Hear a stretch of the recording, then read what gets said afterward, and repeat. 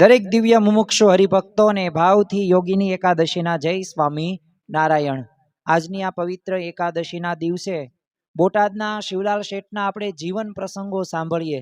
એ જ બોટાદના શિવલાલ શેઠ કે જે પોતે 3 કલાક પોતે પૂજા કરતા અને એમની પૂજાના દર્શન કરવા માટે સંતો અને ભક્તો પણ આવતા।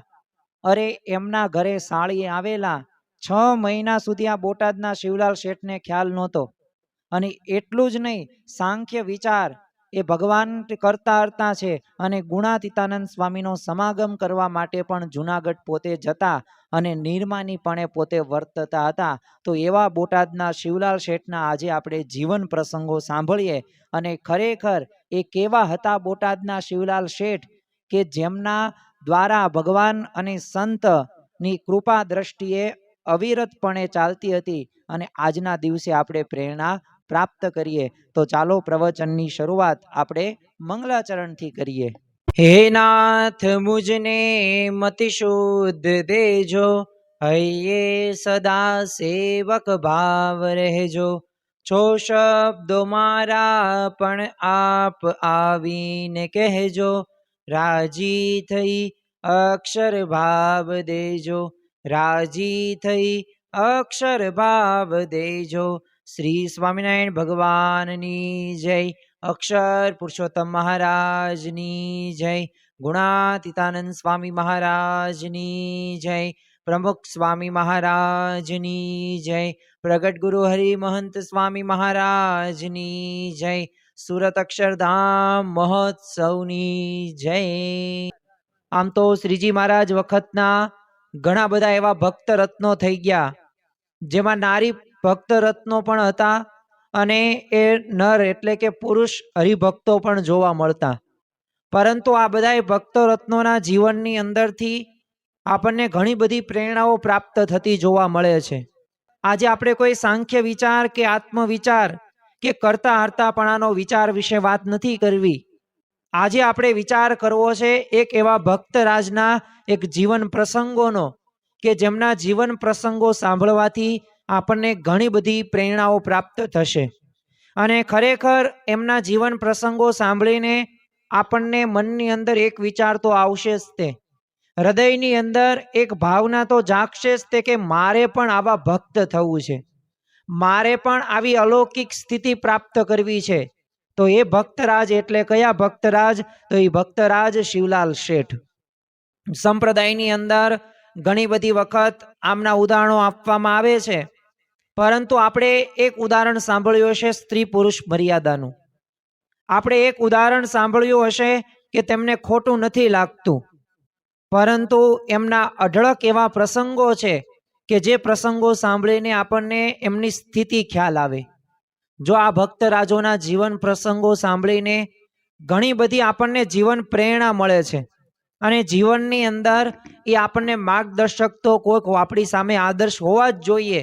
તો આજની આ રવિ સભાની અંદર એ આપણે આ બોટાદના શિવલાલ શેઠના એ જીવન પ્રસંગો દ્વારા એ ઘણી બધી પ્રેરણાઓ પ્રાપ્ત કરવાનું છે। આમ તો શિવલાલ શેઠના જીવનમાંથી ઘણું બધું શીખવા મળે છે।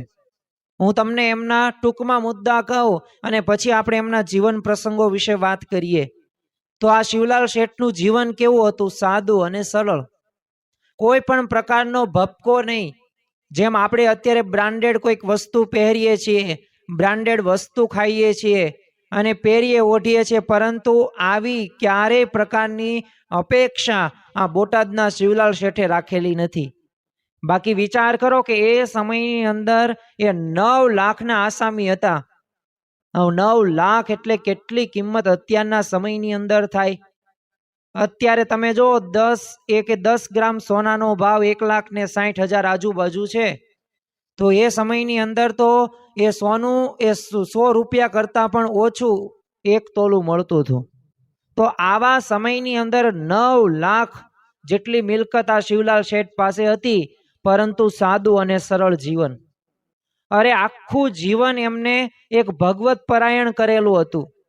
જો આમ તો આ લોકની અંદર આપણી પત્ની કહે ને એમ આપણે ઘણું બધું કરતા હોઈએ છીએ, દીકરાઓ કહે એ પ્રમાણે આપણું જીવન બનાવીએ છીએ। અરે સગા સંબંધી જે રીતે આપણને નચાવે ને એ રીતે નાચીએ પણ છીએ। પણ જ્યારે ભગવાન અને સંતની આજ્ઞા પ્રમાણે વર્તવાનું થાય અને આખું જીવન પસાર કરવાનું થાય ને, ત્યારે આપણે કરી શકતા નથી. પરંતુ આ શિવલાલ શેઠનું જીવન આખું ભગવત પરાયણ હતું. ભગવાનને જ એમનો દેહ કૃષ્ણાપણ કરીને રાખ્યો હતો. તો આ એમના જીવનની અંદર આપણને આદર્શ શીખવા મળે. પાછું કેવું અખંડ ભજનનો વેગ. આપણને તો 31 મિનિટ કે 1 કલાક કથા વાર્તા સાંભળવાનું થાય ને, તોય ત્યાં આપણને એ ગમતું નથી.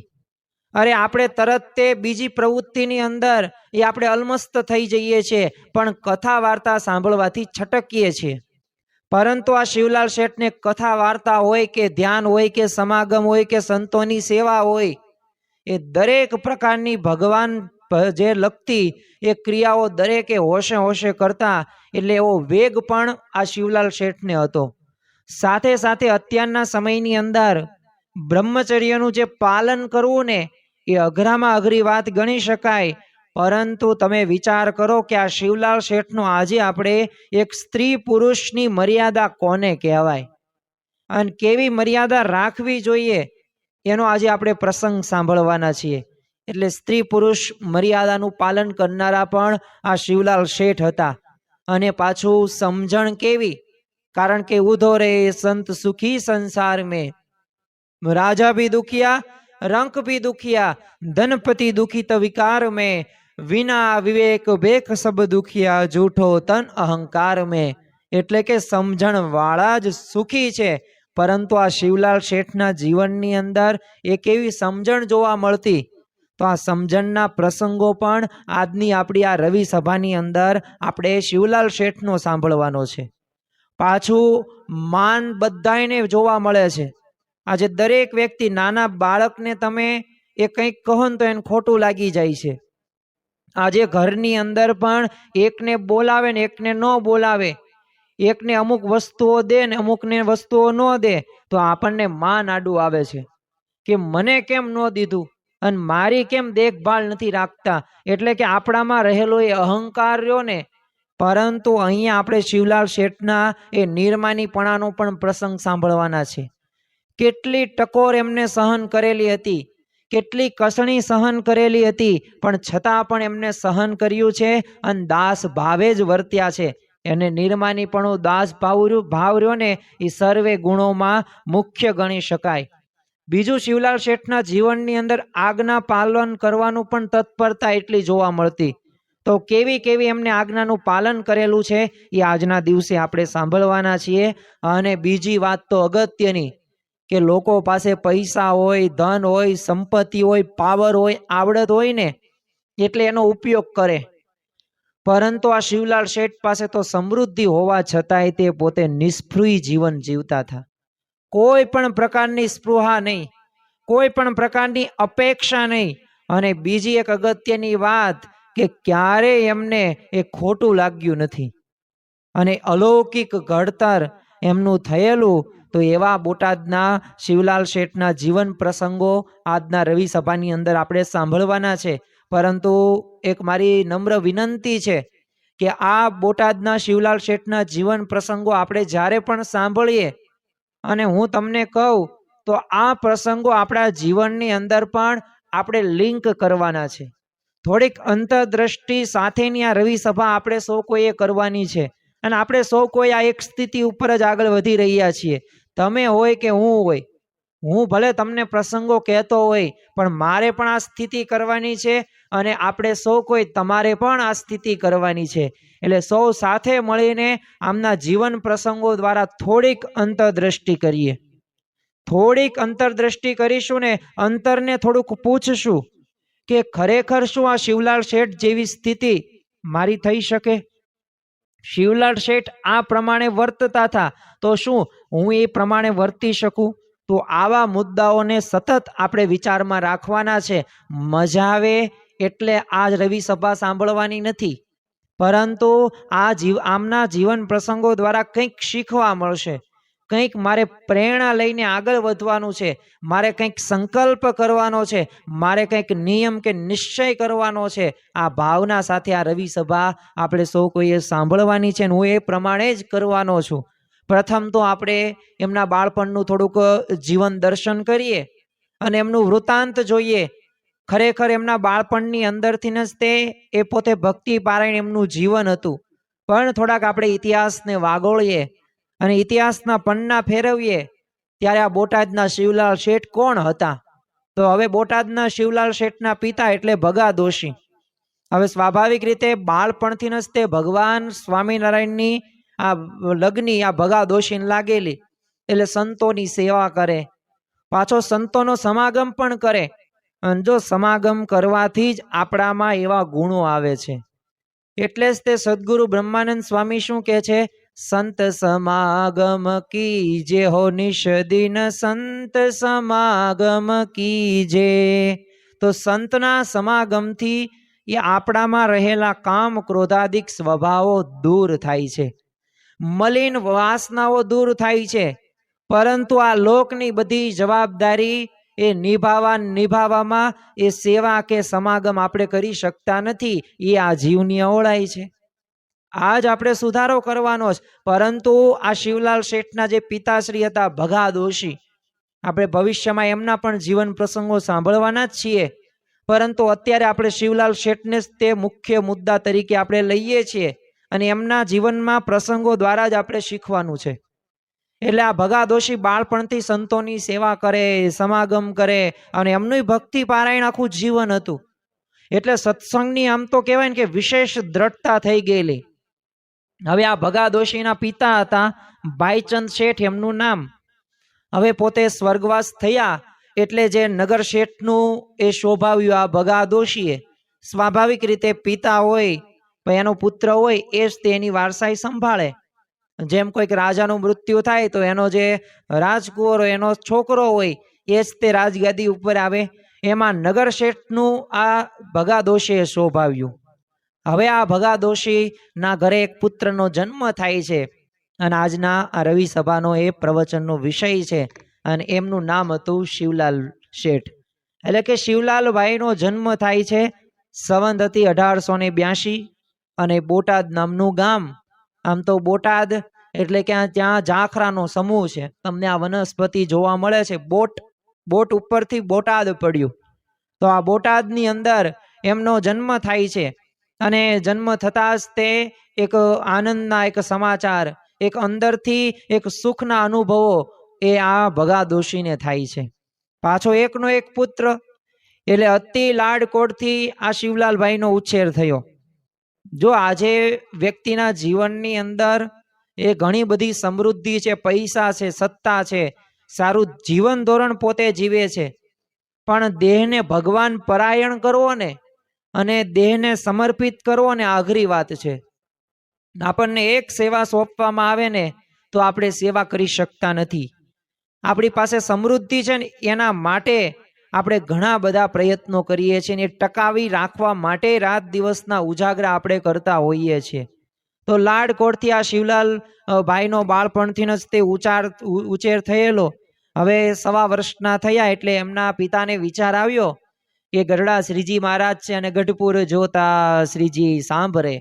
એ ગઢપુરને આપણે યાદ કરીએ ને એટલે મહારાજ 26 વર્ષ ત્યાં પોતે રહ્યા અને એમને કર્મભૂમિ એ ગુજરાતને તો બનાવી, પણ એમાંય મુખ્ય વિશેષ જો કહી શકાય ને તો એ પોતે ગઢપુરની અંદર રહ્યા છે. અને ગઢપુરની અંદર કોના દરબારની અંદર? તો દાદા ખાચરના દરબારની અંદર. આ માળાનું મણકું આવે ને, આ માળા છે. આ માળામાં આને મેરુ તરીકે ઓળખવામાં આવે છે. તો આ મેરુની ઉપમા છે ને એ દાદા ખાચરને આપવામાં આવતી. આ માળાના મણકા તો ઘણા બધા ભક્તો હતા જ તે, પણ એ મેરુની ઉપમા શા માટે આપવામાં હતી? કારણ કે એવી નિષ્ઠા, એવી પતિવ્રતાની ટેક સાથે એવું સમર્પણ ભાવના એ આ દાદા ખાચરે આ શ્રીજી મહારાજ પ્રત્યે રાખેલી હતી. અને એટલે જ તે શ્રીજી મહારાજ એ આ દાદા ખાચરના દરબારમાં પોતે એ 26 વર્ષ સુધી પોતે રહે છે. તો ગઢડા શ્રીજી મહારાજ વિરાજમાન હતા અને ભગા દોશીને વિચાર આવ્યો કે હવે આપણે આ શિવલાલને લઈ જવી શિવાને શ્રીજી મહારાજના દર્શન કરવા માટે. એટલે બોટાદથી ગઢડા જાય છે, શ્રીજી મહારાજના દર્શન કરાવ્યા અને શ્રીજી મહારાજે આ શિવલાલભાઈના માથા ઉપર હાથ મૂક્યો અને કૃપા દ્રષ્ટિ કરીને આ ભગા દોશીને કહ્યું કે આ તો છે ને સિદ્ધ વલ્લભ રાજા છે. અને આને અમારી સેવા કરેલી છે, પણ કંઈક ખામી રહેલી ને એટલે તમારે ત્યાં જન્મ લીધો છે. તો જો આના ઉપરથી એ પણ આપણને ખ્યાલ આવે, જો આ મહારાજના વાક્ય ઉપર થોડોક વિચાર કરવામાં આવે ને, તો જો આપણે સેવા તો કરીએ જ છીએ, આપણે પણ તન મન અને ધન એ અર્પણ કરીએ છીએ, પરંતુ જો સંપૂર્ણ કરવામાં આવે અને જો કસર ન રહે ને તો આપણો મોક્ષ થાય. બાકી જો થોડુંક પણ કસર હશે, હવે જીવંત પર્યંત સુધી ભક્તિ સેવા ધર્મ જ્ઞાન વૈરાગ્ય બધુંય છે, પણ છેલ્લે છેલ્લે પણ કંઈક વાસના રહી ગઈ, કંઈક સ્વભાવ રહી ગયો ને, તો આપણને શુદ્ધ કરવા માટે 1-2 જન્મ એ લેવા પડશે. હા, 1,84,માં ભટકવું નહીં પડે. આ શ્રીજી મહારાજ અને આ ગુણાતીત ગુરુ પરંપરા આપણને વારંવાર એમના આશીર્વચનની અંદર આ કહે છે. અને મોહન સ્વામી મહારાજ તો કહે જ છે ને કે વધુમાં વધુ 4 થી 5 જન્મ, બાકી શુદ્ધ તમને મુમુક્ષુ કરવા જ છે. તો જો પૂર્વના કંઈક સંસ્કારો હોય ને ત્યારે આપણને સત્સંગનો યોગ થયો અને ત્યારે આપણે આ બધી કથા વાર્તા સાંભળીએ છીએ ને હું કથા વાર્તા કરું છું. બાકી તો કોણ આપણો હાથ ઝાલે, કોણ આપણને નિર્વ્યસની બનાવે, કોણ આપણને શુદ્ધ મુમુક્ષુતા સુધી લઈ જાય, અને કોણ આપણામાં રહેલા સ્વભાવ કે વાસનાને દૂર કરે, અને આપણામાં એક આધ્યાત્મિકતાનું એ બીજ કોણ વાવે.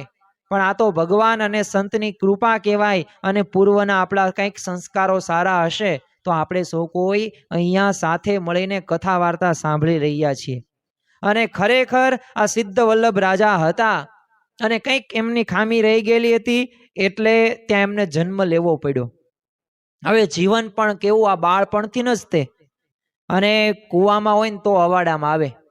એમ ભગા દોશી એ પણ ભગવાન પરાયણ તેમનું જીવન હતું. એમના પુત્રના જીવનની અંદર પણ સંસ્કારો પહેલેથી હતા જ તે, અને એમાંય પૂર્વના સંસ્કારો તો વિશેષ દ્રઢ હતા, સાદું સરળ.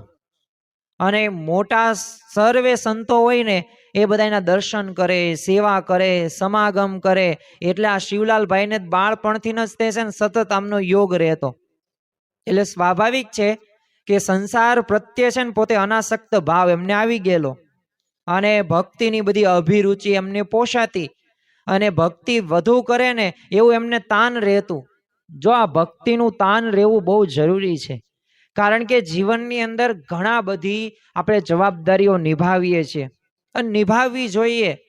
પણ જ્યારે ભક્તિ માર્ગે, જ્યારે મોક્ષ માર્ગે આગળ વધવાની વાત આવે ને ત્યારે આપણા જીવનની અંદર આપણને કંઈક તો ખામી દેખાય છે.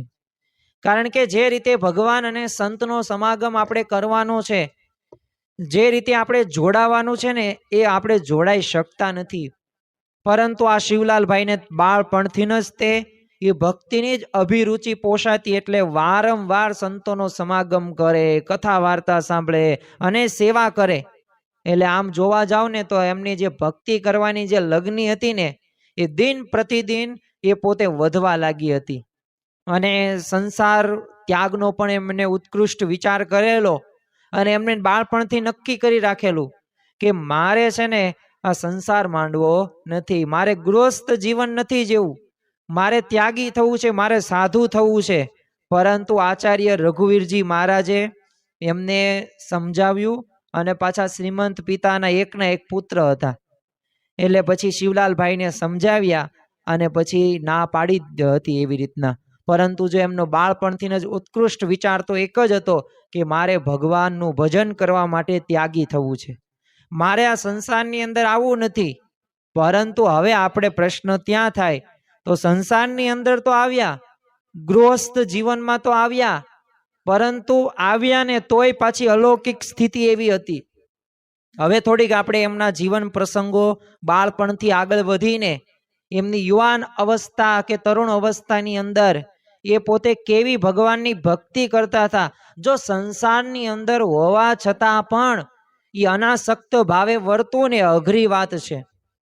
કોઈક ત્યાગી હોય ને તો એને સ્વાભાવિક રીતે પંચ વર્તમાનોનું એ પાલન કરવું જોઈએ અને એને યોગ ન થાય.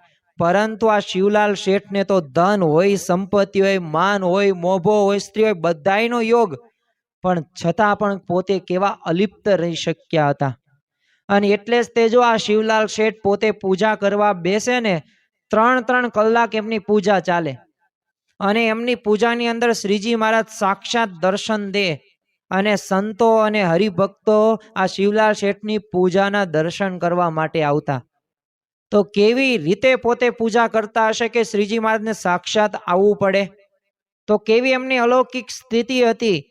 તો શ્રીજી મહારાજની જ તે મૂર્તિની એમની સ્મૃતિ સાથે અખંડ એ જે ભજનનો વેગ તો એમને લાગ્યો જ હતો, પણ એમની જે વૃત્તિ હતી ને એ પણ આડી અવળી ડોલે નહીં. આપણી વૃત્તિ તો કેવી છે કે ઘડીક આપણે આ ખાવું, ઘડીક અહીંયા ફરવા જવું, ઘડીક આ આપણે જોવું, આ વાંચવું, આપણી વૃત્તિ આવી છે. અખંડ વૃત્તિ રહેતી નથી. અને અખંડ વૃત્તિ આ શિવલાલ શેઠને પાછી રહેતી હતી. દુકાને તે પોતે ખપ પૂરતી વાતચીત કરે, જેટલો પોતે જે કામ કરતા હોય એ કામ સંબંધિત વાતો કરવાની. પછી ગામ ગપાટામાં તો એવો વ્યર્થ સમય બગાડે જ નહીં. અને આપણે તો કોઈક મળી જવો પડે અને વાતો આપણી શરૂ કરી દઈએ. એવી ઇતિહાસની વાતો આપણે કહી દઈએ, અરે યુક્રેન ને રશિયા ને જાપાન ને ચીન એ બધું શું ચાલે છે ને બધી આપણને વાત ખબર હોય. એટલે આપણી વૃત્તિ છે ને જગતની અંદર બધાય પદાર્થોની અંદર છે, બધાય સમાચારોની અંદર છે, શું ચાલે છે ને બધી ખબર હોય. એફસ્ટીન ફાઇલ બોલું ને તો એનું તમને આખો નિબંધ લખતા આવડે. પરંતુ જ્યારે ભગવાનના ચરિત્રો ભગવાનના પ્રસંગો સાંભળવાનું કહેવાનું થાય ને તો ત્યારે આપણને એમાં કંઈ આવડતું નથી. અરે મંદિરે દર્શન કરવા માટે જઈએ ને, ભગવાને કેવા વાઘા પહેર્યા ને એ આપણને ખબર હોતી નથી. વાઘાની શું વાત કરો છો? હાર કયા ફૂલનો પહેરો છે એ ખબર નથી હોતી. જો આ હું તમને સંભળાવતો નથી, પણ આપણી બધાની કંઈક આવી જ સ્થિતિ છે. આપણી વૃત્તિ આ જગતના બધાય પદાર્થોની અંદર એ આડી અવળી ઘૂમે છે. પરંતુ આ શિવલાલ શેઠની તો ગામ ગપાટામાં એવો ખોદે સમય બગાડવાનો જ નહીં. પાછો નિયમ કેવો, હાથમાં ક્યાં વચનામૃતનો ગ્રંથ હોય અને કાં માળા હોય. અખંડ ભગવાનનું ભજન કરે અને ગમે ત્યાં પોતે બેઠક હોય એમની તો આ બેઠક સામે શ્રીજી મહારાજની મૂર્તિ રાખે. એટલે અખંડ ભગવાનની મૂર્તિના દર્શન થાય, વૃત્તિ પણ સતત ભગવાન બાજુ રહે. તો આવી એમની એક જીવન સ્થિતિ હતી, એક અલૌકિક સ્થિતિ આપણને જોવા મળતી.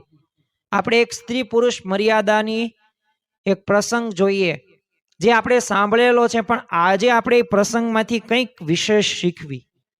કેવી એમની સ્થિતિ હતી એનો આપણને થોડોક અંદાજ આવે. હવે આમ તો કુટુંબ કોઈક પ્રસંગે છે ને, માંગલિક પ્રસંગ હતો બોટાદની અંદર એમના ઘરે, તો સ્વાભાવિક રીતે એમની એક સાળી હતા એ પોતે ઘરે આવેલા. એટલે શિવલાલ શેઠનો તો સ્વભાવ કેવો કે કોઈ પણ પ્રયોજન વગર, કોઈ પણ કામ વગર કાંઈ આડીઅવળી વાતચીત કરવાની નહીં, આવી એમને હેબિટ હતી, ટેવ હતી. હવે 2-3 મહિના થઈ ગયા, ઘરમાં એમના સાળી આવેલા, તો એમને ખબર તો હોય ને, પણ શિવલાલ શેઠને કંઈ ખબર જ નહીં. વિચાર તો કરો. હવે આપણા આ પ્લસ આટલું હું બોલ્યો ને, એમાં આજુબાજુ પાડોશીમાં સોસાયટીમાં આપણા કાકા દાદા કાકી માસી ફઈ સસરા સાસુ કે ક્યાં શું શું ચાલે છે ને બધી આપણને ખબર હોય. બોલો કયો વ્યક્તિ કેવા સ્વભાવનો છે, 5 વર્ષ પહેલા એને શું કરેલું. તમારા જ ધર્મ પત્નીએ 10 વર્ષ પહેલા એ તમારા ઘરે કંઈક પ્રસંગ હતો બીજા કુટુંબમાં, ત્યારે શું કરેલું ને એ બધુંય તમને ખબર હોય. અરે 15 વર્ષ પહેલા તમારા પત્નીએ કંઈક તમને એવો મોળો શબ્દ કીધો હોય, નકારાત્મક વાત કરી ને બધી ખબર હોય.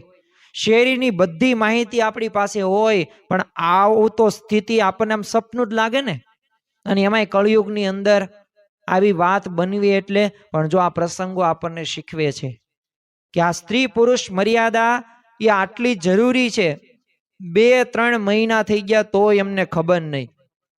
કારણ શું હતું કે એમનું જીવન રહ્યું ને એ આખું સત્સંગમાં ગોઠવાઈ ગયું હતું કે સત્સંગમાં તે સતત પ્રવૃત્તિશીલ રહેવું. અને જો આવી સ્થિતિ થઈ શકે છે, પરંતુ આ પ્રમાણેનો પાછો વિચાર હોવો જરૂરી છે.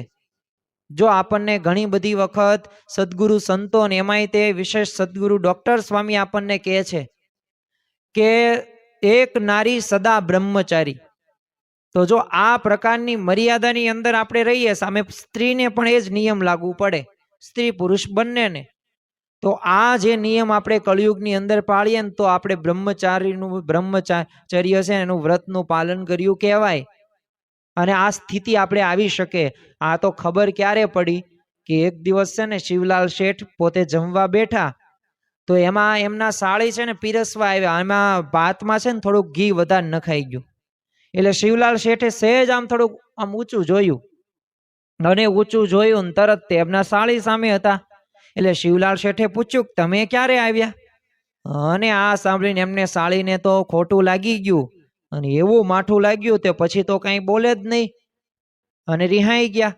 પછી બધા કુટુંબના સભ્યોએ અને આ શિવલાલ શેઠના ધર્મપત્નીએ સમજાવ્યા કે છે ને આ સ્થિતિ એમની છે ને અલૌકિક સ્થિતિ આવી થઈ ગઈ છે અને એમનું જીવન આખું સત્સંગમય છે. ત્યારે માન છે ને સમાધાન થયું.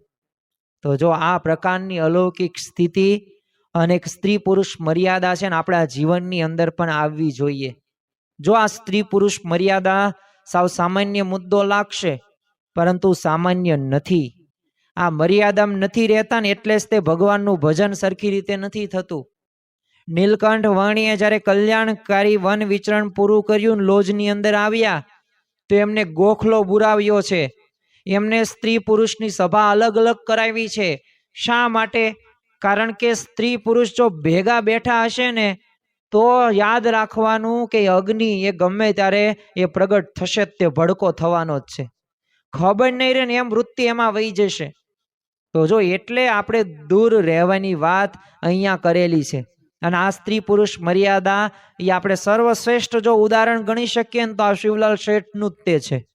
અને આ શિવલાલ શેઠના જીવનમાંથી આપણને આ જોવા પણ મળે છે. અને અખંડ વૃત્તિ ભગવાનના ભજનની અંદર દુકાનથી મંદિરે જાય તોય તે ભગવાનનું ભજન જ કરવાનું. પેઢીએ કંઈક ગ્રાહકો આવે ત્યારે એમની સાથે વાતચીત કરે, બસ તે પૂરતી જ વાત. બાકી ભગવાનનું ભજન, સામે ભગવાનની મૂર્તિ. હવે એક વખત છે ને પોતે દુકાનથી મંદિરે જતા હતા તેમાં રસ્તામાં છે ને એક માટીનું એ ઘર હતું. તો એ માટીના ઘરનો જે માલિક હતા એને એક મોટી હવેલી કરેલી. તે દરરોજ આ રસ્તેથી પસાર થાય દુકાનથી મંદિરે. પણ શિવલાલ શેઠે ક્યારેય તે એ તરફ એમની વૃત્તિ ગયેલી નહીં, એમની આંખો ગયેલી નહીં. એટલે એક વખત છે ને ચાલતા ચાલતા એમને છીંક આવી એટલે આમ ઊંચું જોવાઈ ગયું અને પહેલી વાર જ એમને હવેલી જોઈ. એટલે આમ સહજ ભાવે શિવલાલ શેઠે કહ્યું કે આ ક્યારે બંધાણી? ત્યારે બધાએ હસતા હસતા કહેવા લાગ્યા શિવલાલ શેઠને કે આ ઇમારત છે ને બંધાએ 6 માસ થઈ ગયા છે, 6 મહિના થઈ ગયા છે. વિચાર તો કરો, દુકાનથી ઘર, મંદિર અને મંદિરથી દુકાન, આવી રીતે પોતે જતા હતા અને વચ્ચે એ હવેલી બંધાણી છે. છતાં પણ એમને કંઈ ખબર નથી 6 મહિનાથી. 6 મહિના એટલે એક દિવસ ન થાય, 180 દિવસ થાય. તોય 180 દિવસમાં એમને ક્યારેય વૃત્તિ એમને ત્યાં ગઈ નથી. અને આપણે તો વૃત્તિ ક્યાં ક્યાં જાય છે ખબર જ નથી પડતી. આપણે ફોનની અંદર નક્કી કર્યું હોય છે ને તોય ફોનમાં જ બોલો બહાર નથી આવી શકતા. તોય એ શોર્ટ્સ કે રીલ્સની અંદર કે પોસ્ટની અંદર એ આપણે ખોવાઈ જઈએ છીએ. અરે આ ફોન હોય કે આ બધી પ્રકારના પદાર્થો હોય ને એમાં અનાસક્ત થવાનું છે. આ પંચ વિષયોના જે ભોગો છે ને એમાં નિવૃત્ત તરફ આપણે જવાનું છે. અને નિવૃત્ત હશું ને ત્યારે જ તે આપણે ભગવાન બાજુ આપણી દ્રષ્ટિ વળશે અને આપણો મોક્ષ થશે. અને આ જ આ રવિ સભાનું મુખ્ય હેતુ છે. અને આ યોગી બાપાએ આ જ ઉદ્દેશથી આ રવિ સભાની શરૂઆત કરેલી છે કે આપણામાં રહેલા એ અવગુણો કે ભૂલો છે ને ભૂલોને દૂર કરીને એ આપણે અનાસક્ત ભાવે એ આપણે દૂર થઈને આપણે ભગવાનમાં આસક્ત થવાનું છે. એ પંચ વિષયો પ્રત્યેની એ વૃત્તિને દૂર કરવાની છે. અને પાછું આ શિવલાલ શેઠ તો આ પિતાને તે સાચી સમજણ આપતા. અને જીવનમાં એક વાત યાદ રાખવી, કોઈ આપણાથી નાનું કે મોટું છે જ નહીં, બધાય મોટા જ છે. આપણને કંઈક વસ્તુ સારી શીખવા મળે ને તો એનો આભાર માનવો. આપણો સંતાન, આપણો દીકરો કંઈક સારી કામ કરતો હોય, સેવા કરતો હોય ને તો એમાં પ્રેરણા લેવી કે આ મારો બેટો, મારો દીકરો છે ને એ સેવા કરે છે ને હું રહી જાઉં છું. શીખીને આપણે સેવા કરવા માંડવી. એમાં કઈ બાપ કે બેટા ન હોય, એ તો જે સારી સમજણ નાના બાળકમાંથી નહીં શીખવા મળે.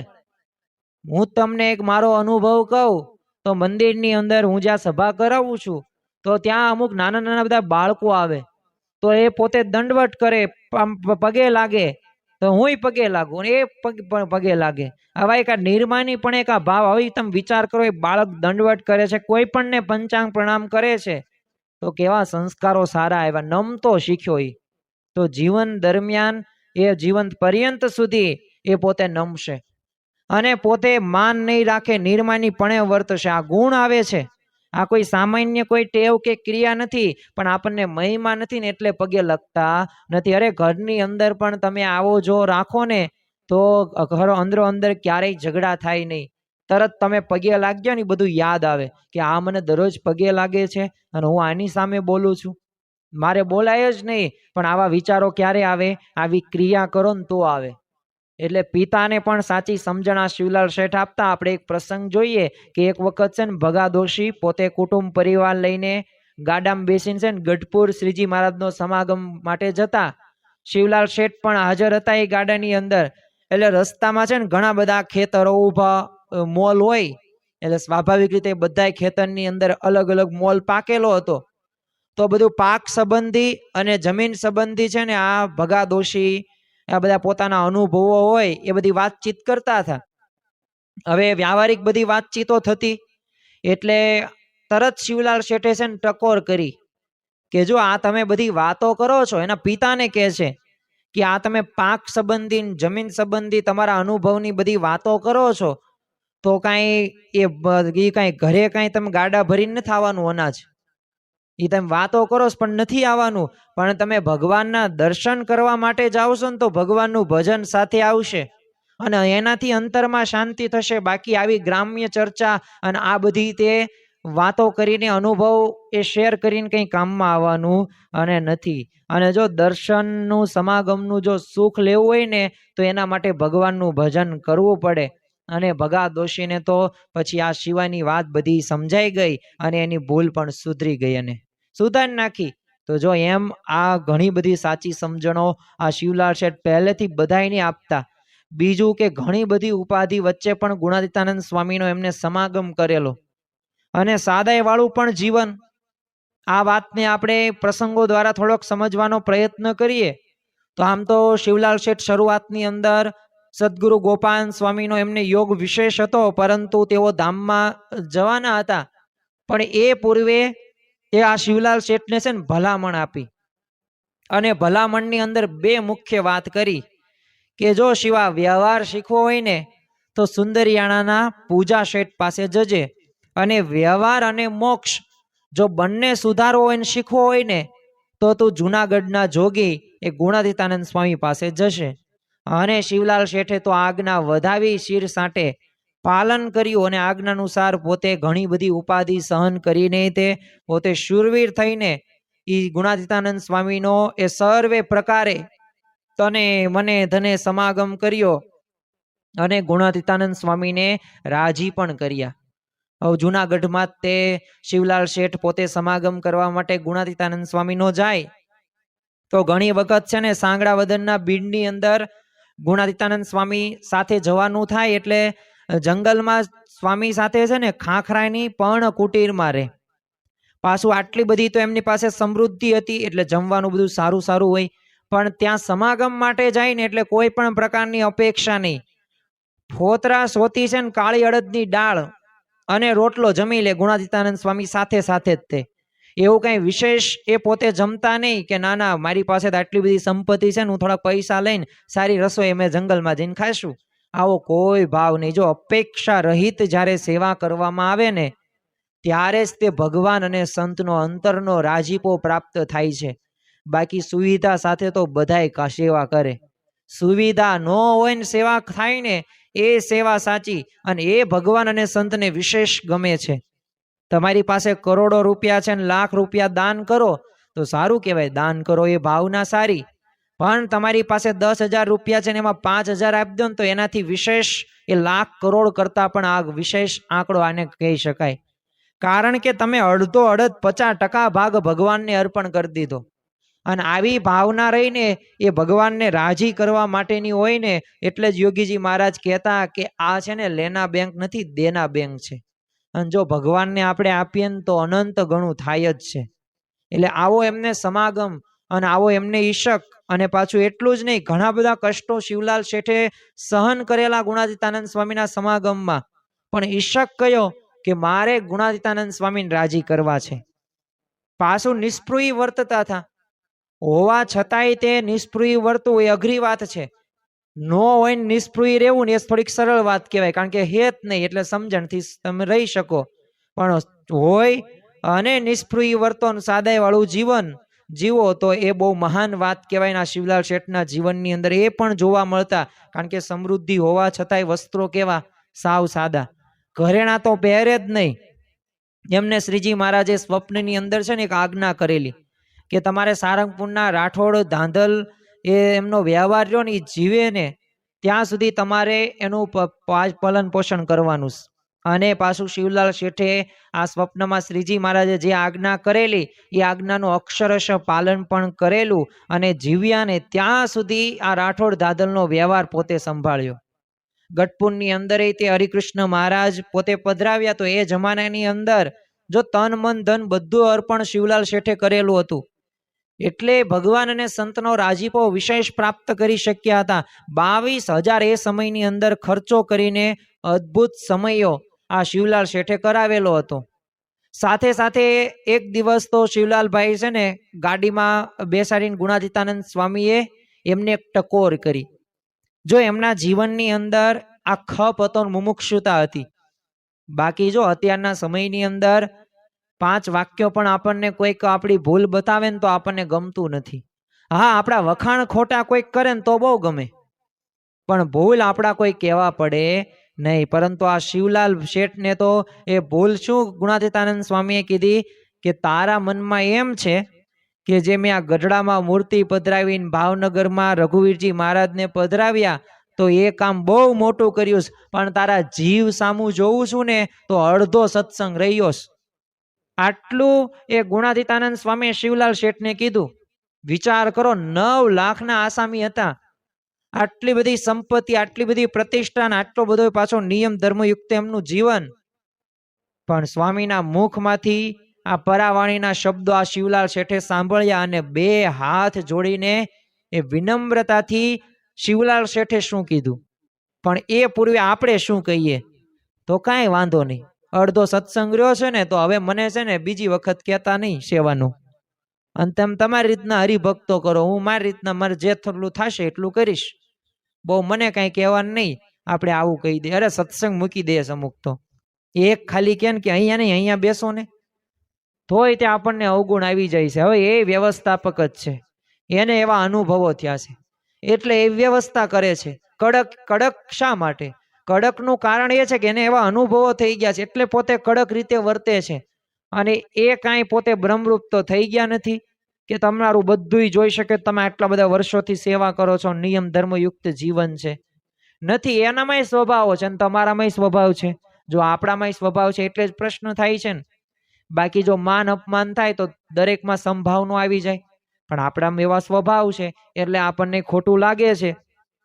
પરંતુ જો એ પાછી આપણે વૃત્તિ વાળવાની, ખોટું લાગે, જો મને લાગે ને તમને લાગે, બધાને લાગે, કારણ કે મનુષ્ય આપણને એ સ્વાભાવિક રીતે સ્વભાવ આવી જ જાય અને એ તે સ્વાભાવિક રીતે આપણને નુકસાનકારક છે. પરંતુ આ શિવલાલ શેઠે હવે શું કીધું, પોતે શુદ્ધ હતા એટલે એમને વાત કરી કે ના ના તમે જે કહો છો ને એ વાત સાચી, તો હું છે ને પોતે હવે સમાગમ કરીશ. અને તમે જે વાત કરીને એ 100% એવી રીતના પોતે સ્વીકારી લીધું. શુદ્ધ મુમુક્ષુ હતા એટલે પોતાની એક ખોટ સમજીને એ શબ્દો એમને ધારી લીધા. અને એકાત્મક વગર જો તમે સામાન્ય રીતે મોટા પુરુષ આવી રીતે વર્તે નહીં, પણ આ એકાત્મક ભાવ આ ગુણાતીતાનંદ સ્વામી અને શિવલાલ શેઠને હતો. અને ત્યારે જ તે આપણને ખ્યાલ આવે કે ખરેખર આ શિવલાલ શેઠ એ પોતે સહન કરી લેતા, અને સહન કરી લેતા અને ટકોર સહન કરીને પાછું એ પ્રમાણે વર્તવાનું. આ તો ઘણા બધા કેવું હોય, સાંભળે ખરી, સુધારો કંઈ કરે જ નહીં, પણ સુધારો ન કરો ત્યાં સુધી તમે આગળ વધો નહીં. પરંતુ આ શિવલાલ શેઠના જીવનમાંથી તો આપણને આવા ગુણો પ્રાપ્ત થાય. આગળ આપણે વાત કરીએ, ખોટું પણ ક્યારેય લાગે નહીં. જો આ એમની એક સ્થિતિ કહેવાય આપણને નાની નાની વાતની અંદર ખોટું લાગી જાય. આપણે એક પ્રસંગ જોઈએ કે ભાઈ આત્માનંદ સ્વામી, એટલે કે એમનું નામ તો આત્માનંદ સ્વામી હતું, પણ એમને ભાઈ આત્માનંદ બોલે એટલે ભાઈ આત્માનંદ સ્વામી અને આત્માનંદ સ્વામી બંને એક જ તે. તો આત્માનંદ સ્વામી કથા વાર્તા કરતા હતા. હવે આ સભાની અંદર ઘણા બધા હરિભક્તો સંતો બેઠેલા, એમાં શિવલાલ શેઠ પણ બેઠેલા. શિવલાલ શેઠના મોંની અંદર સોપારી હતી અને પોતે ચાવતા હતા અને કડ કડ અવાજ આવતો હતો. એટલે આત્માનંદ સ્વામીએ શું કીધું, આ કોણ હાડકું ચાવેસ? હવે આપણને આવું કહે તો શિવલાલ શેઠની જગ્યાએ આપણે હોય તો ઊભા થઈને ઘર ભેગા અને સત્સંગને ટાટા બાય બાય કહી દઈએ. અને ગમે એ સંતો કે હરિભક્તો સમજાવે એ સમજવાનું જ નહીં, આપણે સત્સંગ મૂકી દઈએ. પરંતુ આ શિવલાલ શેઠ પોતે બહાર ગયા, પોતે થૂકી આવ્યા, કોગળા કરીને પાછા સ્વસ્થ બેહી ગયા અને પાછા બેઠા બેઠા કેવો સંકલ્પ લીધો મનમાં કે આજ પછી સોપારી હું નહીં ખાવ, એવો નિયમ લઈ લીધો, જો ખોટું ન લાગ્યું. અને પાછું એટલું જ નહીં, આ ભાઈ આત્માનંદ સ્વામી એ કહેતા કે આત્માનંદ સ્વામી એ જ્યારે બહુ એમને મંદવાડ પોતે ગ્રહણ કર્યો ત્યારે આ શિવલાલ શેઠ પોતે સેવા કરવા માટે ગયા અને બધી સેવા કરે, મળ હોય મૂત્ર હોય, એમના શરીરની સ્વસ્થતા હોય, ખાવું પીવું બધુંય તે આવી બધી પ્રકારે દૈહિક રીતે એમની સેવા કરેલી શારીરિક રીતના. અને એ સેવા કરીને આત્માનંદ સ્વામી પ્રસન્ન પણ થયેલા. પરંતુ પ્રસન્ન થઈ ગયા ને અને આ શિવલાલ શેઠે પાછું કેવું માગ્યું, જો એમની સ્થિતિ કેવી હતી. એમણે કહ્યું કે જો તમે બહુ પ્રસન્ન થયા હોય ને મારી સેવાથી તો તમે ધામમાં જાઓ ને બીજા દિવસે મને તમે ધામમાં તેડી જજો અને તમે તેડવા આવજો સાથે. અને થયું પણ એવું. ઇતિહાસ સાક્ષી પૂરે છે કે આ આત્માનંદ સ્વામી એટલે કે ભાઈ આત્માનંદ સ્વામી ધામમાં ગયા અને બીજા દિવસે બોટાદની અંદર એમને કાનમાં એવું કંઈક રોગ થયો શિવલાલ શેઠને, અને પોતે ઘરે ન ગયા, મંદિરે ગયા અને મંદિરે જઈને પોતે માળા ફેરવતા એમને આત્માનંદ સ્વામી તેડવા આવે છે અને એમને એ સ્વાભાવિક રીતે અક્ષરધામમાં જાય છે. તો જો આ રીતે એમને એવું માગ્યું તો આ પ્રકારની એ સ્થિતિ આ શિવલાલ શેઠે એમને કરેલી, પણ જો ક્યારેય ખોટું નથી લગાડ્યું. તો આપણા જીવનની અંદર પણ આ બધાય તે પ્રસંગો રહ્યા ને એ ખરેખર સાંભળવા જેવા તો છે જ, તે મજા આવશે, પણ ખરેખર આપણા જીવનમાં આ વિચારો લાવવાના છે તો આપણે આવી સ્થિતિ સુધી પહોંચી શકીએ. જો ગૃહસ્થ જ હતા, શિવલાલ શેઠ ત્યાગી નહોતા, ભગવા વસ્ત્રો એમને ગ્રહણ નથી કર્યા, એટલે ગૃહસ્થ જીવનમાં પણ એવી સ્થિતિ સુધી આપણે પહોંચી શકીએ છીએ. અને એ સ્થિતિ પહોંચવા માટે આવા પ્રસંગો જરૂરી છે, એ જે આપણને માર્ગદર્શન આપે. બીજું આપણે એક જોઈએ કે સહન કરીને સુધારો કરતા. સહન કરવું એટલે જો યોગી બાપા કહેતા સહનશીલતા એ જબરો ગુણ છે, પણ સહન કરી લીધા બાદ એ આપણે એ ધ્યાન રાખવાનું કે એમાં પાછું શીખવાનું છે ને કંઈક સુધારો કરવાનું છે. ઘણા બધા સહન કરે ફરી વખત એ સેવા ન કરે, એ લાભ ન લે કે ઓલી વખતે જો એવું થયું, એમ નહીં, સુધારો કરવાનો છે. આપણને આપણી કંઈક ભૂલ દેખાડે છે ને તો સારું કહેવાય, કારણ કે ભૂલથી ગુરુ સુધરાય, આ યોગી બાપાના શબ્દો છે. એક વખત બજાર જુનાગઢની અંદર શિવલાલ શેઠ પોતે હતા, ગુણાતીતાનંદ સ્વામી તો 40 વર્ષ 4 મહિના 4 દિવસ સુધી એ મહંત તરીકે એમને પદ શોભાવ્યું.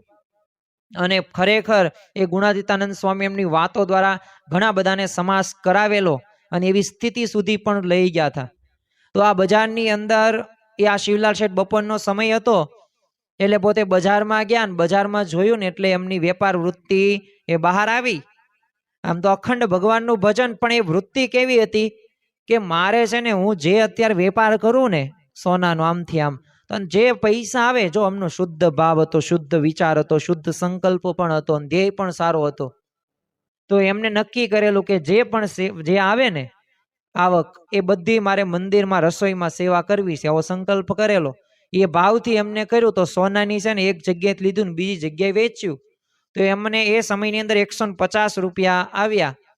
હવે ત્યાં જુનાગઢની અંદર મંદિરની અંદર જાય છે એટલે ગુણાતીતાનંદ સ્વામીની વાત કરી, પોતે તો હરખાયણા કે મેં જો આ રીતના 150 રૂપિયા આવ્યાના સેવા. ગુણાતીતાનંદ સ્વામી શું કીધું, જો આ ગુણાતીત સત્પુરુષ આપણને કેવી દ્રષ્ટિ આપે છે, કેવો આમનો અભિગમ છે. એમને કીધું જો તમને સોનું લેવાનો સંકલ્પ થયો પણ કોઈ દી 100 કરોડ પણ મણ ઢૂસા લઈને કમાણી કરવાનો સંકલ્પ થયો, આવો ગુણાતીતાનંદ સ્વામીએ શિવલાલ શેઠને એ પ્રશ્ન કર્યો અને પાછું એ પણ વાત કરી કે આ શ્રીજી મહારાજની મૂર્તિ વિના પ્રકૃતિ પુરુષ સુધી બધાય ઢૂંસા જ છે અને સાધુના દર્શને વાતો મૂકીને તમે શું કમાણી કરી. જો એમની મુમુક્ષુતામાં વિશ્વાસ હતો ગુણાતીતાનંદ સ્વામીને, એટલે જ તે ઠપકો આપ્યો અને આવી રીતે સાચું જ્ઞાન એ ઘણી બધી વખત શિવલાલ શેઠને આપતા અને શિવલાલ શેઠ પાછું સહન પણ કરી લેતા અને પાછો સુધારો પણ કરી લેતા હતા. તો આ પ્રકારની એ જીવન ભાવના એ શિવલાલ શેઠના જીવનની અંદર આપણને જોવા મળે છે. આમ તો શિવલાલભાઈ પોતે ઉત્કૃષ્ટ શ્રદ્ધાવાળા હતા અને હેતના કડવા વચન પોતે છે ને મીઠા એ ઘૂંટડાની જેમ હૃદયમાં ઉતારી જતા. એમનું ગુણાતીતાનંદ સ્વામીએ તો એમનું એવું અલૌકિક ઘડતર કરેલું, અને જો ઘડતરથી જ વ્યક્તિની કિંમત છે. તમે મંદિરે જાઓ ને તો પથ્થર જોવા મળશે, દાદરો, ત્યાં શું મૂકે? ચંપલ મૂકે. પરંતુ તમે મૂર્તિ જો પથ્થરની જ બનેલી છે ને, પણ એની કિંમત છે. શા માટે કિંમત છે? ઘડતર એ મૂર્તિનું થયેલું છે, એમાં પ્રાણ પ્રતિષ્ઠા થઈ છે. અને સામે તમે દાદરાનો પથ્થર જુઓ તો એમાં કોઈ રંગ કે કોઈ પણ પ્રકારનો આકાર કે એવી પ્રતિષ્ઠા કરવામાં આવી નથી. ત્યાં સિંગ ભજીયા વટાણા જ ખાવામાં આવે છે દાદરે, અને ત્યાં સેલ્ફી જ પાડવામાં આવે છે. પણ ભગવાન નજીક જઈને તમે જોવો તો ત્યાં શું થાય છે? પૂજારી શું કરે છે? સેવા જે કાર્યકરો હોય તે તો એ થાળ ધરાવે, આરતી કરે, એમના દર્શન કરે, પાછા એમના ફોટા પાડે, સ્ટેટસમાં મૂકે, બીજાને શેર કરે, જો આ મંદિરના દર્શન છે, આ મૂર્તિ છે. ઘડતરની જ કિંમત છે.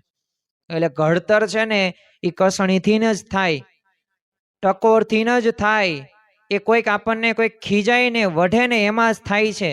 કારણ કે એ ભૂલ તો સુધારાય છે, બાકી તો ભૂલ સુધારાતી નથી. એટલે આપણા જીવનની અંદર છે ને આ એક નિયમ યાદ રાખવો કે ગમે ત્યારે કોઈક સંતો આપણને, સત્પુરુષ જ્યારે આપણને ટોકે, હવે પોતે કંઈ ખીજાતો તો છે જ નહીં, આપણને આજ્ઞા કરે છે, આપણને આશીર્વચન જ આપે છે, પણ આપણે એક નિયમ દ્રઢ રાખવું કે એ ટકોર રહીને એ સહન કરવાની છે. ને ટકોર નથી, એ આપણી સારા મોક્ષની વાત કરે છે, મોક્ષનો મુદ્દો કહે છે. અને એ પ્રમાણે જો અભિગમ રાખવામાં આવશે ને તો આપણામાં શુદ્ધ મુમુક્ષુતા આવશે, તો શુદ્ધ ભાવના આવશે. આ શુદ્ધ ભાવના રહીને એ જ આપણને એક એવી આધ્યાત્મિક સ્થિતિ સુધી લઈ જશે. સાંખ્યની સમજણ પણ આ શિવલાલ શેઠના જીવનની અંદર આ વિશેષપણે જોવા મળતી. આમ તો અખંડ સુખી રહેવા માટેના 6 વિચારોમાંનો જ આ એક વિચાર છે જેને સાંખ્ય વિચાર કહેવામાં આવે છે. સાંખ્ય વિચાર એટલે શું? તો આ દેહના પદાર્થ હોય, વસ્તુ હોય, માન હોય, બધુંય તે કેવું છે? ધૂળ સમાન છે, કંઈ સાથે આવવાનું નથી. અને વાત પણ સાચી જ છે ને. તમે ગમે એટલા વ્યવહાર સાચવો, ગમે એટલું ધન સંપત્તિ ભેગી કરો, ગમે એટલું તમને માન મળી જાય, આવડત મળી જાય, પણ કંઈ સાથે તમે લઈ જવાના છો? અરે ગમે એટલું સારું જમન તો સવાર શું થવાનું છે તમને ખબર છે, જોઈ પણ શકવાના નથી. તો આ જ સાંખ્યની સમજણ છે. અને ગુણાતીતાનંદ સ્વામી કહે છે કે સાંખ્ય વિના અડધો સત્સંગ કહેવાય. તો આ સાંખ્યની સમજણ શિવલાલ શેઠના જીવનની અંદર કેવી જોવા મળતી? પાછું ધ્યાનનું પણ વિશેષ અંગ. એક વખત છે ને ભગા દોશીએ આ શિવલાલ શેઠને પૂછેલું કે શિવલાલ, આમ તારા જેવું આમ ધ્યાન કરતા મને શીખવાડ ને. કારણ કે આ શિવલાલ શેઠ એક આસને 3-3, 4-4 કલાક સુધી પોતે ધ્યાન કરી શકતા. આપણે પૂજાની અંદર 20 કે 25 મિનિટ પણ સરખી રીતે ધ્યાન કરી શકતા નથી. કેટલા લોકના વિચારો આવે છે, કેટલી આપણી બધી પંચ વિષયો પ્રત્યેની આસક્તિ છે. આ તમારે પ્રશ્ન નહીં, મારે પ્રશ્ન થાય છે, પણ આપણે આ શિવલાલ શેઠના જીવન પ્રસંગમાં સાંભળવાનું છે અને એ શીખવાનું પણ છે અને સાથે સાથે સુધારો પણ કરવાનો છે. અને ત્યારે શિવલાલ શેઠે એમના પિતા જે ભગા દોશીની વાત કરી, બાપા જો મારા જેવું ધ્યાન તમારાથી નહીં થાય, કારણ કે હું તો છે ને પહેલા આ આપણી હવેલી બોટાદ શહેરને ફરતી છે ને આગ ચાંપી દઉં અને જે એની રાખનો ઢગલો કરી દઉં અને દેહને ખોટું કરી નાખું, સગા સંબંધીને ખોટા કરી નાખું અને એના ઉપર બેસું છું. અને હવે આટલું જ્યાં બોલે ને, જે આગળ વાત કરતા ત્યાં જ તે આ સાંભળીને છે ને ભગા દોશીએ વચમાં જ કહી દીધું કે શિવા રહેવા દે, તારું ધ્યાન છે ને તારી પાસે રાખ, મારે આવું ધ્યાન શીખવું નથી. તો જો આ સાંખ્યની સમજણ છે. વિચાર આવો આપણો સૌ કોઈનો નથી, એટલે જ તે જો આ લોકના સગા સંબંધી આપણને દુખી કરે છે. પણ કોણ દુખી? કોઈ દુખી કરતું નથી. આપણે આત્મા છીએ, આ દેહ સંબંધી બધા ભેગા થયા છીએ. સંસ્કારે સંબંધી સર્વે મળ્યા રે, એ છે જૂઠી માયા કેરી માળ, અંત કાળે સગું નહીં કોઈનું રે. અને ખરેખર સંસ્કારે સંબંધીઓ આપણે બધા મળ્યા છે, કોઈ પણ સાથે આવવાનું નથી. એ કાંઈ આપણને ગમે એટલું કામ કરીને જશું ને ઘરની અંદર, પરિવારની અંદર, કુટુંબની અંદર, પણ છેલ્લે આપણને 2 દિવસ પણ આપણને ઘરમાં નહીં રાખે. અરે 100 પીસની અંદર પણ આપણને કાચની પેટીમાં નહીં રાખે. તરત મુક્તિધામ બાજુ વાળશે અને રામ બોલો ભાઈ રામ, રામ બોલો ભાઈ રામ. બસ એ 10-12 દિવસ રો કકળાટ થશે. પછી શું? ભગવાને તંત્ર જ એવું બનાવ્યું છે કે પછી એ બધી નિવૃત્ત, એ બધી ગમે એટલી દુઃખ લાગે ને 12 કે 15 કે 20 દિવસ પછી હતું એમનેમ. બસ આપણા ફોટાને હાર લગાડવામાં આવશે. આ છે દુનિયા. અને આ દુનિયા આપણી, મારી નથી, આપણી સૌ કોઈની છે, બધાની છે. મારી સાથે આ જ થવાનું છે. તો પછી આ વિચારને જ્યારે આત્મસાત કરવામાં આવશે ને ત્યારે ભગવાનનું ભજન થશે. ત્યારે શિવલાલ શેઠ જેવી એ સ્થિતિ સુધી આપણે પહોંચી શકીશું. અને ખરેખર આ ધ્યાન પણ એવું વિશેષ કરતા હતા. એકવાર છે ને ધ્યાન કરવા બેઠેલા એમના ઘરની અંદર શિવલાલ શેઠ, અને મેળા ઉપરથી ઘીના છે ને ગાંડવા બધા ગબડ્યા અને સીડી ઉપર બધું ઘી ઢોળાઈ ગયું. પણ તોય શિવલાલ શેઠને કંઈ ખબર જ નહીં. અને આપણને તો આમ થોડોક અવાજ આવે ને, ભાખરી થઈ જાય ને તો બોલો 1 મિનિટ પહેલા તો આપણને ખબર પડી જાય. ચા ઉકળતી હોય ને તો બધું ખબર હોય, ચા જો 1 મિનિટની અંદર ઉકળી જશે. સમયસર પૂજા કરો તો જ ગરમા ગરમ ચા મળશે, નકર આખો દિવસ બગડશે. કેટલા બંધનમાં આપણે આવી ગયા છીએ. એક કેટલું ચાનું બંધન છે, કેટલા નાસ્તાનું બંધન છે, કેટલું ખાવા પીવાનું બંધન છે. જો આ બંધનોમાંથી આપણે મુક્ત થવાનું છે. એ મુક્ત થશું ને ત્યારે જ તેવી સ્થિતિ સુધી આપણે પહોંચી શકીશું. અને ત્યારે ભગા દોશીએ આ શિવલાલ શેઠને કીધું. ત્યારે શિવલાલ શેઠે શું કીધું કે એમાં શું, જો આ સાંખ્યની સમજણ હોય ને તો આપણને ખબર પડે. એ તો પગ હેઠે રહેલો ક્યારે, જ્યારે આવે ને ત્યારે જ સાચી સમજણનો ખ્યાલ આવે. બાકી તો આપણે સારી સારી વાતો હું કરી શકું અને તમે કરી શકો, પણ એ પોતાના જીવનમાં પ્રશ્નો આવે ને ત્યારે આ સમજણની સાચી પરખ થાય છે. અને ત્યારે શિવલાલ શેઠે સાંખ્યની સમજણ તો એમનામાં હતી જ તે, એટલે વાત કરી કે જો પેટમાં ઢોળાવાનું હતું તો એના બદલે એ જમીન ઉપર ઢોળાઈ ગયું. પણ જો અને આ બીજી પાછી સમજણ એ કીધું, અને જો આ સીડીમાં તો ઢોળાયણું ને એટલે બહુ સારું કહેવાય. એ લાકડું છે ને ઘી પીશે એવા મજબૂત તે આ સીડી બનશે ને કે ન પૂછો વાત. તો થોડોક પણ એમને ખરખરો થયો નહીં અને ઘરમાં 1 શેર દૂધ ઢોળાઈ જાય કેટલો આપણને આમ અંદરથી હરહરાટી થઈ જાય. અરે બજારમાં ગયા હોય ને 100 રૂપિયાની નોટ પડી જાય ને તો 5 દિવસ જમવું નથી ગમતું. અરે કોઈક વ્યક્તિએ આપણને કંઈક શબ્દ કીધા હોય ને તો શબ્દ જતા જ નથી. એટલે આપણું સુખનું રિમોટ કંટ્રોલ છે ને એ આપણે બીજાને દીધેલું છે કે બીજા આમ કરે ને તો હું સુખી થાવ. બીજા જો એમ ન કરે, અરે પરિસ્થિતિ નથી બદલવી, પરિસ્થિતિ નહીં બદલાય. એ પરિસ્થિતિનું ક્રિએટ સર્જન કરનાર ભગવાન છે ને સંત છે. આપણે આપણી મનની સ્થિતિ બદલી નાખીએ, સુખ સુખ ને સુખ જ છે. અને આ પ્રસંગો આપણને આજ શીખવે છે.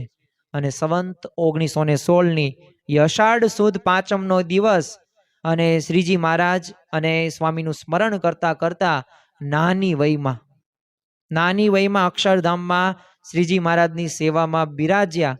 અને ખરેખર શિવલાલ શેઠ જેવો સમાગમનો ખપ કે એવી નિર્લેપ સ્થિતિ, એ ભક્તિ પારાયણ જીવન, એ આપણે પણ છે ને એ શીખવાનું છે, આપણે પણ કેળવવાનું છે. અને ખરેખર એમના જીવન પ્રસંગો દ્વારા આપણને ઘણું બધું એ શીખવા મળે છે. તો આ બધી સમજણો એ કોઈ સામાન્ય સમજણો નથી. આ બધાય પ્રસંગો એ ખાલી સાંભળવા ખાતર પ્રસંગો સાંભળવાના કે આ રવિ સભા બસ પ્રમુખ સ્વામીમાં જે યોગી બાપાએ મહંત સ્વામીમાં જ કહે છે એટલે આપણે સાંભળી લઈએ એમ નહીં. આ બધાય જીવન પ્રસંગો આપણને કંઈક ને કંઈક તો શીખવે જ છે. અંતરદ્રષ્ટિ કરીશું, આપણી જાતને પૂછીશું, આપણા હૃદય ઉપર હાથ મૂકીશું ને પ્રામાણિકપણે જ્યારે પૂછીશું ને ત્યારે ખ્યાલ આવશે કે ખરેખર આમાંથી તો એક પણ ગુણ એવું નથી કહેતો કે નથી. પણ આમાંથી ગુણો છે ને મારું રિઝલ્ટ 33% નથી આવતું. 100 માર્ક્સમાંથી 33 માર્ક્સ આવે ને એ પાસ થઈ જાય. તો એમ 33% રિઝલ્ટ નથી, અમુકનું 15, 20, ચાલો મારું રિઝલ્ટ કહું તમને 10%. તો 90% જ બાકી છે ને. તો આ 90% જે બાકી છે ને એવું શિવલાલ શેઠ જેવું જીવન એ જીવવાનું છે. અને આવા આપણી સામે આદર્શ ભક્તોનો એક વણઝાર છે, એક હારમાળા છે. તો આ હારમાળામાં કોઈક એક, આમ તો શ્રીજી મહારાજના આ માળાના મણકાના એક બધા ભક્તો છે ને એમાંથી એક મણકા સામે જોઈએ ને, આ એક મણકું, ચાલો શિવલાલ શેઠ, આ એક મણકા સામે જોઈએ ને તોય એવી સ્થિતિ આપણને પ્રાપ્ત થઈ જાય અને એવું સુખ આપણને પ્રાપ્ત થાય.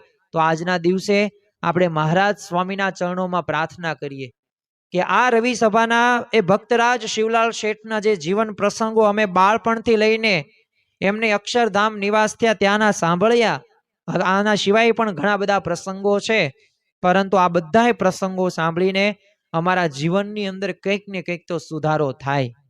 અમે સાંભળવા ખાતર નહીં, મજા આવે એટલે નહીં, પરંતુ તમને રાજી કરવા માટે એ અમે આવું જીવન બનાવી શકીએ ને આવી અલૌકિક સ્થિતિ કરી શકીએ ને એવી અમારા ઉપર કૃપા દ્રષ્ટિ કરજો, અમી દ્રષ્ટિ કરજો.